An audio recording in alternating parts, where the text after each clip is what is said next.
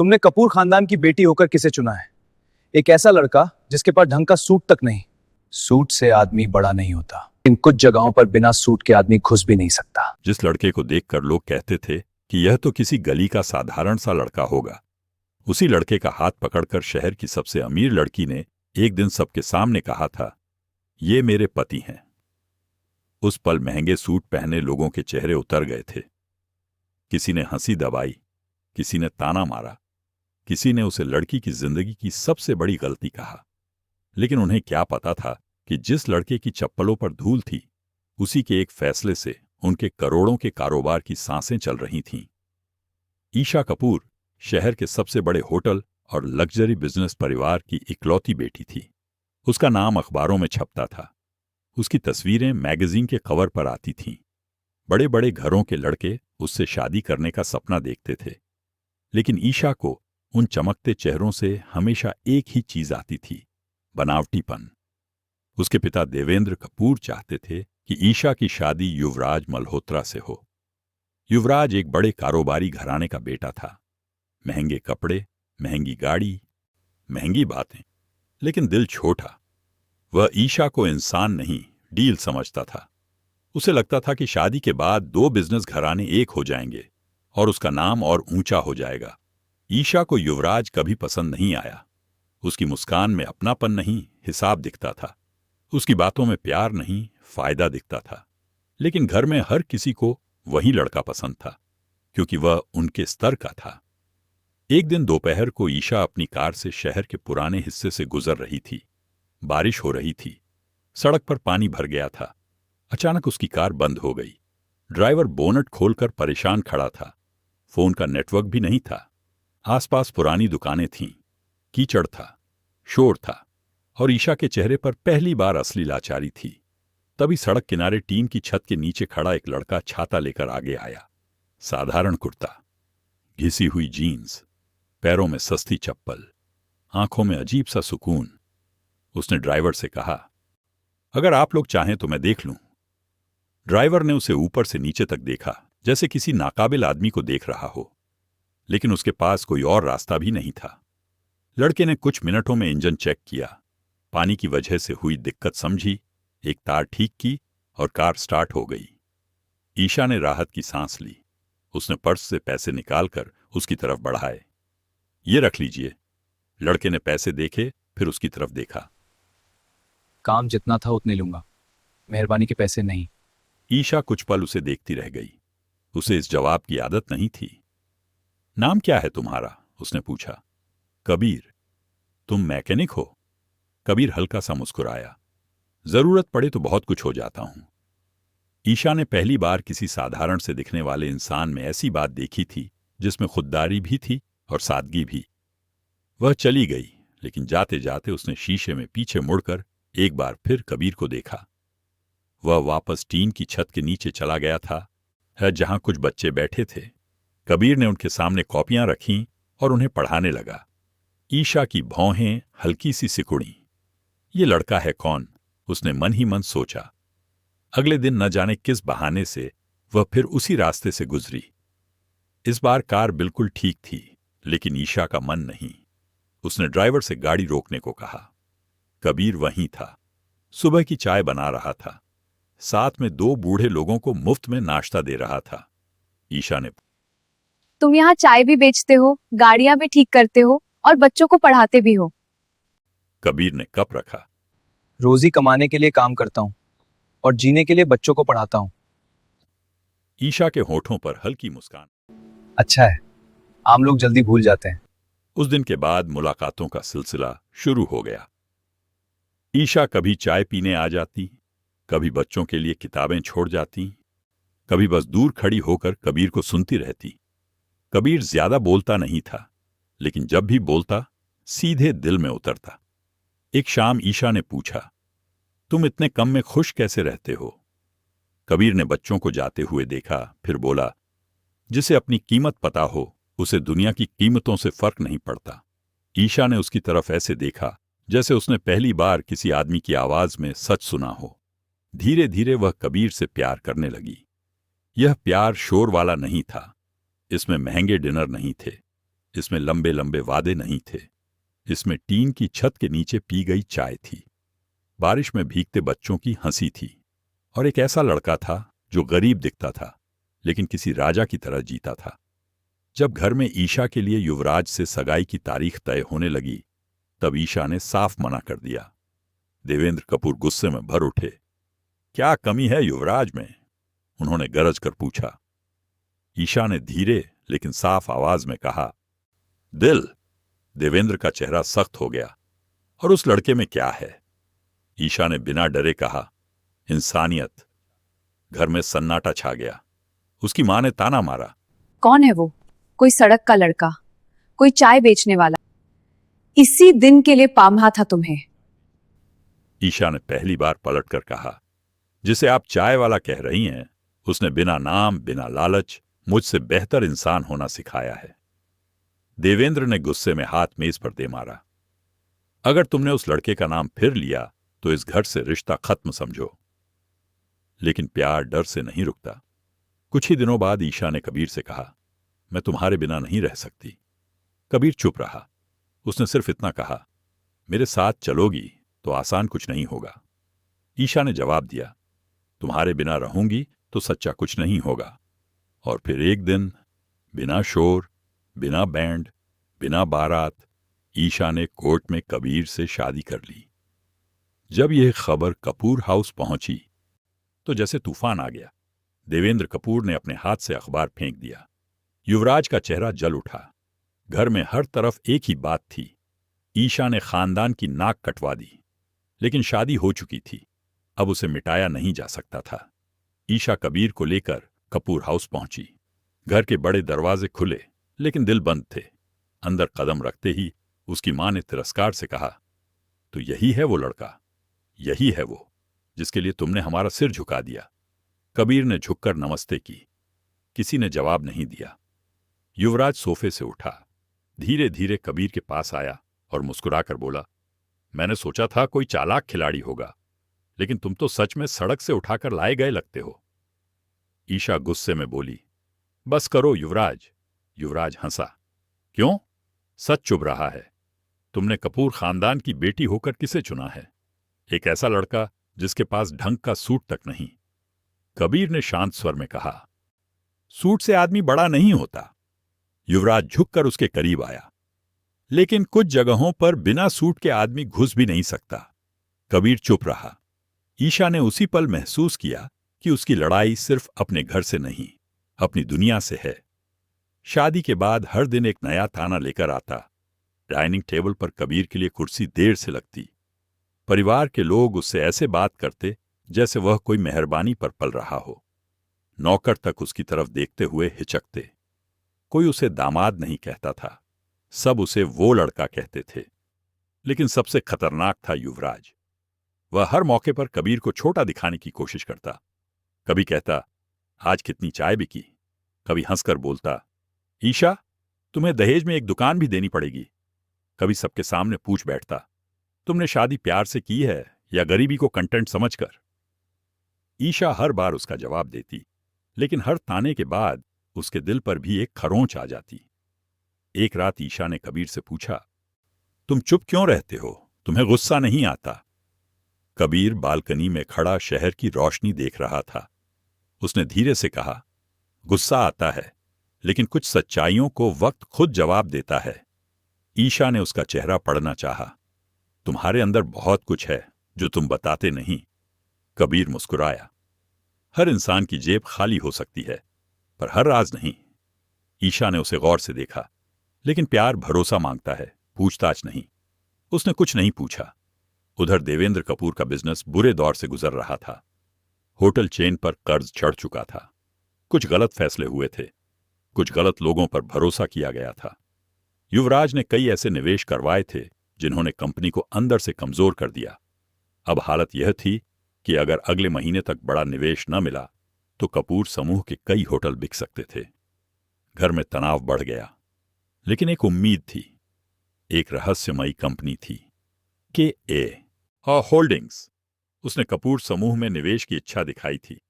शहर भर में चर्चा थी कि उसका मालिक बेहद ताकतवर है, लेकिन शायद ही कभी सार्वजनिक रूप से सामने आता है। देवेंद्र कपूर उसी निवेश पर टिके हुए थे। युवराज इस डील को अपनी जीत समझ रहा था।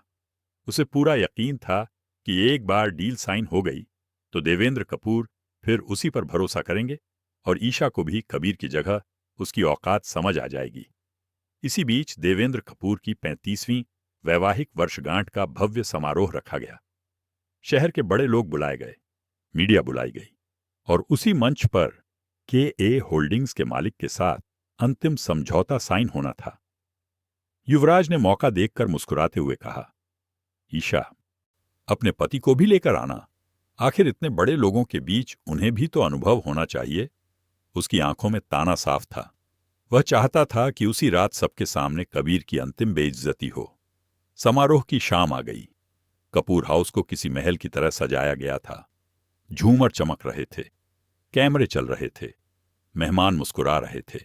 ईशा ने कबीर को देखा। उसने एक सादा लेकिन साफ सूट पहना हुआ था। कोई ब्रांड नहीं, कोई दिखावा नहीं, बस वही शांति। ईशा ने धीरे से उसका हाथ थामा। आज कुछ भी हो, तुम अकेले नहीं हो। कबीर ने सिर्फ इतना कहा, मैं आज भी अकेला नहीं हूं। ईशा उसके इस जवाब का मतलब नहीं समझी। समारोह शुरू हुआ। एक एक कर लोग देवेंद्र कपूर को बधाई देने लगे। गिफ्ट आने लगे। कोई हीरे की घड़ी लाया, कोई विदेशी मूर्ति, कोई सोने का पेन सेट। हर चीज में दौलत चिल्ला रही थी। युवराज मंच पर आया। उसने एक महंगा हीरो जरा स्मृति चिन्ह भेंट किया। सबने तालियां बजाईं। फिर उसने माइक हाथ में लेकर मुस्कुराते हुए कहा, अब मैं खास तौर पर हमारे नए दामाद जी को बुलाना चाहूंगा। देखते हैं प्यार की दुनिया से आए हुए हमारे मेहमान क्या तोहफा लाए हैं। हॉल में हल्की हंसी गूंजी। ईशा का चेहरा सख्त हो गया। युवराज, ये जरूरी नहीं है। युवराज ने बात काट दी। क्यों नहीं? परिवार है, अपनापन होना चाहिए। अब सबकी नजर कबीर पर थी। कबीर धीरे धीरे मंच पर गया। उसके हाथ में एक छोटा सा डिब्बा था। देवेंद्र कपूर ने हल्के तिरस्कार के साथ उसे लिया। जैसे ही उन्होंने डिब्बा खोला, अंदर एक पुराना लेकिन बेहद खास फाउंटेन पेन रखा था। साधारण आंख उसे पुराना कहती, लेकिन देवेंद्र कपूर की आंखें फैल गईं। ये, उनके होंठ कांप गए। युवराज ने पेन हाथ में लिया। अगले ही पल उसका चेहरा बदल गया। ये तो के होल्डिंग्स के संस्थापक सिग्नेचर पेन में से एक है। ऐसा पेन बाजार में नहीं मिलता। ये तुम्हारे पास कैसे आया? पूरा हॉल शांत हो गया। कबीर ने सीधा जवाब दिया, मेरा है। 2 सेकंड की खामोशी के बाद हॉल में धीमी हंसी गूंजी। युवराज खुलकर हंस पड़ा। तुम्हारा है? कमाल है। चाय बेचते बेचते अब तुम अरबपतियों के पेन भी रखने लगे। ईशा ने तीखे स्वर में कहा, बस करो। लेकिन युवराज अब रुकने वाला नहीं था। उसने देवेंद्र की तरफ देखकर कहा, सर, ये मजाक नहीं है कि ये होल्डिंग्स का मालिक आज यहीं आने वाला है। अगर ये पेन इस लड़के के पास है तो मामला साफ है। या तो इसने चोरी की है या कहीं से उठाया है। देवेंद्र कपूर का चेहरा तना हुआ था। उन्होंने सख्त आवाज में कहा, अभी के होल्डिंग्स की टीम को फोन लगाओ। ईशा का दिल बैठ गया। उसने कबीर की तरफ देखा। कबीर, ये क्या है? कबीर शांत खड़ा रहा। सच। युवराज हंसा। आज सच ही सामने आ जाएगा। फोन मिलाया गया। पूरी बात बताई गई। सामने से जवाब आया, हम 5 मिनट में पहुंच रहे हैं। अब हॉल में हवा बदल चुकी थी। लोग फुसफुसा रहे थे। कोई कह रहा था, लड़का फंस गया। कोई कह रहा था, ईशा ने गलत आदमी चुन लिया। कोई मुस्कुरा रहा था। कोई वीडियो बना रहा था। ईशा ने धीमे से कबीर से पूछा, तुमने मुझसे कुछ छुपाया है क्या? कबीर ने उसकी आंखों में देखकर कहा, मैंने झूठ नहीं बोला, बस सब कुछ नहीं बताया। ईशा का दिल धड़क उठा। 5 मिनट बाद मुख्य दरवाजा खुला। सबकी नजरें उधर उठ गईं। 2 अधिकारी अंदर आए। उनके पीछे कुछ वरिष्ठ लोग थे और फिर उनमें से सबसे आगे चलने वाला आदमी सीधे कबीर के पास आया। हल्का सा झुका और बोला, सर, बोर्ड और लीगल टीम सिग्नेचर के लिए तैयार है। हॉल में जैसे समय रुक गया। युवराज की मुस्कान पत्थर बन गई। देवेंद्र कपूर का हाथ कुर्सी पर जम गया। ईशा की सांस अटक गई। अधिकारी ने ऊंची आवाज में कहा, मिस्टर कबीर आनंद, चेयरमैन, के होल्डिंग्स। पूरा हॉल स्तब्ध रह गया। ईशा ने जैसे सुना ही ना हो। उसने बस कबीर को देखा, वही सादा सूट, वही शांत चेहरा, वही लड़का जिसे सब गरीब समझते थे। युवराज के होंठ कांपे। ये मजाक है। कबीर ने पहली बार उसकी तरफ सीधी नजर से देखा। मजाक तो तुम लोग शुरू से करते आए हो, फर्क बस इतना है कि अब हंसी मेरी नहीं तुम्हारी बन रही है। देवेंद्र कपूर धीरे धीरे खड़े हुए। तुम के होल्डिंग्स के मालिक हो, कबीर ने शांत स्वर में कहा। हां, लेकिन तुम तो गरीब दिखता हूं, कबीर ने बात पूरी की। हां, क्योंकि मैं दिखावे में विश्वास नहीं रखता। हॉल में एक भी आवाज नहीं थी। कबीर ने आगे कहा, मेरी मां चाहती थी कि मैं पैसा पहनकर नहीं, इंसान बनकर जीऊं। उन्होंने मरने से पहले मुझसे कहा था कि अगर कभी कोई लड़की तुम्हें तुम्हारे नाम, तुम्हारी दौलत, तुम्हारे ओहदे से पहले तुम्हारे दिल से पहचाने तो समझना वही सही है। इसीलिए मैंने अपनी पहचान दुनिया से छुपाई। मैं अपने फाउंडेशन के स्कूल खुद देखता हूं, अपने कम्युनिटी किचन में खुद खड़ा होता हूं, लोगों के बीच वैसे ही रहता हूं जैसे वे रहते हैं, क्योंकि दौलत ऊपर बैठकर नहीं समझी जाती, जमीन पर उतरकर समझी जाती है। ईशा की आंखों से आंसू बहने लगे। कबीर ने उसकी तरफ मुड़कर कहा, तुमने मुझे तब चुना जब तुम्हें लगा मैं बस एक साधारण लड़का हूं। तुम चाहती तो मेरे नाम पर मरती दुनिया में किसी भी अमीर से शादी कर सकती थीं, लेकिन तुमने मुझे चुना, इसलिए मैं आज यहां खड़ा हूं, वरना मेरे लिए यह सब बहुत पहले आसान था। युवराज अब बुरी तरह टूट चुका था। उसने हकलाकर कहा, अगर तुम इतने बड़े आदमी थे, बस तो ऐसे क्यों घूमते थे? कबीर की आवाज अब ठंडी थी, क्योंकि आदमी की असली पहचान उसके कपड़े नहीं, उसके फैसले बताते हैं, और तुम्हारे फैसले बहुत छोटे निकले युवराज। देवेंद्र कपूर के चेहरे पर शर्म साफ थी। उन्होंने धीमे स्वर में कहा, हमने तुम्हें पहचाना नहीं। कबीर ने जवाब दिया, आपने मुझे नहीं, मेरे कपड़ों को देखा, यही गलती थी। फिर उसने मंच की तरफ देखा, और जहां तक इस डील की बात है, कपूर समूह पिछले 3 महीने से इसलिए बचा हुआ है क्योंकि के होल्डिंग्स ने उसके बड़े कर्ज चुपचाप खरीद लिए थे।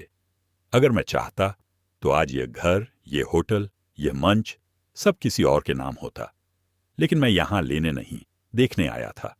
देखने की ईशा के अपने लोग उसे कितना समझते हैं। देवेंद्र कपूर की आंखें झुक गईं। उनकी पत्नी की जुबान जैसे बंद हो गई। जो लोग कुछ देर पहले कबीर पर हंस रहे थे, अब उसकी तरफ देखने से बच रहे थे। ईशा धीरे धीरे उसके पास आई। उसकी आवाज कांप रही थी। तुमने मुझसे भी सब क्यों नहीं कहा? कबीर ने नरम स्वर में कहा, क्योंकि मैं यह जानना चाहता था कि तुम कबीर से प्यार करती हो या कबीर आनंद से। ईशा रो पड़ी। मैंने तुमसे सिर्फ तुमसे प्यार किया था। कबीर की आंखें पहली बार भीगी। मुझे पता है, इसलिए आज मैं सबके सामने तुम्हारे साथ खड़ा हूं। युवराज ने आखिरी कोशिश की। तो क्या पैसे वाले हो गए तो सब सही हो गए? कबीर ने उसकी तरफ देखा। नहीं, सही तो तब भी मैं था जब तुम्हें मैं गरीब लगता था। फर्क सिर्फ इतना है कि तब तुम मुझे छोटा समझते थे और अब खुद छोटे लग रहे हो। यह सुनते ही हॉल में खड़े कई लोगों ने नजरें झुका लीं। देवेंद्र कपूर मंच से नीचे उतरे। पहली बार उन्होंने कबीर के सामने सिर झुकाया। बेटा, हमसे बहुत बड़ी गलती हुई। कबीर ने उन्हें रोकते हुए कहा, गलती सिर्फ इतनी हुई कि आपने अपनी बेटी की आंखों पर भरोसा नहीं किया। ईशा ने उसी पल कबीर का हाथ कसकर पकड़ लिया। इस बार किसी को कुछ कहने की हिम्मत नहीं हुई। कबीर मंच पर गया। उसने वही फाउंटेन पेन उठाया। दस्तावेज सामने रखे गए। उसने सिग्नेचर किए। कैमरे चमक उठे, लेकिन इस बार रोशनी उसके कपड़ों पर नहीं, उसके सच पर पड़ रही थी। सिग्नेचर करने के बाद उसने माइक उठाया। उसकी आवाज शांत थी, लेकिन हर शब्द हॉल की दीवारों से टकराकर लौट रहा था। आज यहां बहुत लोग मौजूद हैं। कुछ लोग मुझे उस लड़के की तरह जानते हैं जो सड़क किनारे चाय बांटता है। कुछ लोग मुझे उस आदमी की तरह जान रहे हैं जिसके सिग्नेचर से डील साइन होती है। लेकिन सच यह है कि मैं दोनों हूं, और मुझे दूसरे वाले पर कभी गर्व नहीं रहा। मुझे गर्व हमेशा पहले वाले पर रहा है, क्योंकि पैसा इंसान को आराम दे सकता है, कीमत नहीं। कीमत इंसान खुद कमाता है। पूरा हॉल खामोश था। कबीर ने एक पल रुककर कहा, और जो लोग किसी इंसान को उसके कपड़ों, उसकी चप्पलों या उसकी जेब से तौलते हैं, वे अक्सर सबसे बड़ी गलती यही करते हैं कि वे चरित्र को कभी देख ही नहीं पाते। ईशा की आंखें चमक रही थीं। उसे पहली बार नहीं, लेकिन सबसे गहराई से समझ आया कि उसने किसे चुना है। युवराज चुपचाप पीछे हट गया। उसकी सारी चमक उतर चुकी थी। महंगे सूट के भीतर खड़ा आदमी अचानक बहुत छोटा लग रहा था। समारोह खत्म होने लगा। लोग धीरे धीरे बाहर जाने लगे, लेकिन उस रात कोई भी वैसा नहीं था जैसा आते वक्त था।